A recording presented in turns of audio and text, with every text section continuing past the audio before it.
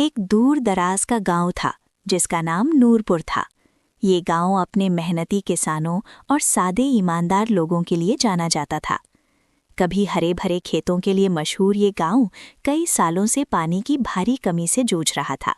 बारिश कम हो गई थी, कुआं सूख चुका था और फसलें धीरे धीरे खराब हो रही थीं।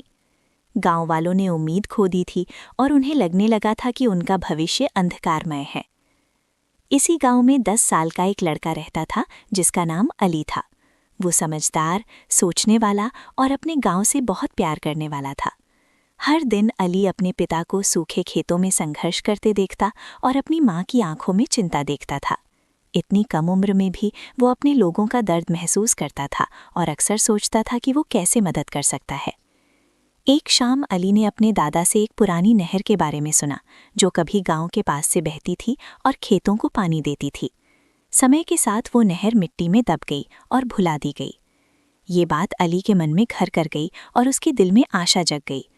उसने समझ लिया कि अगर उस नहर को फिर से खोद लिया जाए तो खेतों में फिर पानी आ सकता है और गांव दोबारा खुशहाल बन सकता है।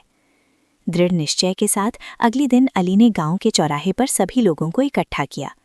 शुरुआत में कई लोग हंसने लगे और उसे नज़रअंदाज करने लगे क्योंकि वे उसे सिर्फ एक बच्चा समझते थे। लेकिन अली ने पूरे विश्वास और सच्चाई के साथ बात की।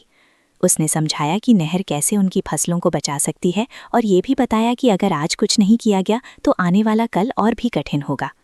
कुछ बुजुर्गों ने इस विचार पर संदेह जताया और कहा कि ये काम बहुत मुश्किल है और उनके पास साधन भी नहीं है। लेकिन अली के जुनून, तर्क और गांव के लिए सच्चे प्रेम ने धीरे धीरे सभी के दिल छू लिए। अंत में गांव के मुखिया ने कहा कि अगर एक बच्चा अपने गांव के बारे में इतना सोच सकता है तो सभी को मिलकर कोशिश करनी चाहिए। अगले ही दिन पूरा गांव एक साथ काम पर लग गया।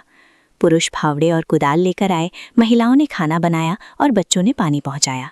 सबने कंधे से कंधा मिलाकर मेहनत की। कई दिनों की कड़ी मेहनत के बाद दबी हुई नहर साफ हो गई और उसमें फिर से पानी बहने लगा। कुछ ही महीनों में खेत फिर से हरे भरे हो गए, फसलें लहलहाने लगीं और नूरपुर एक बार फिर आशा और समृद्धि का प्रतीक बन गया। गांव वाले अब अली को गर्व और सम्मान की नज़रों से देखने लगे। उन्होंने समझ लिया कि सच्चा नेतृत्व उम्र से नहीं बल्कि सोच, हिम्मत और नीयत से तय होता है। ये कहानी हमें सिखाती है कि अगर इरादे साफ हों और हौसला मजबूत हो तो एक छोटा सा बच्चा भी पूरे गांव की तकदीर बदल सकता है।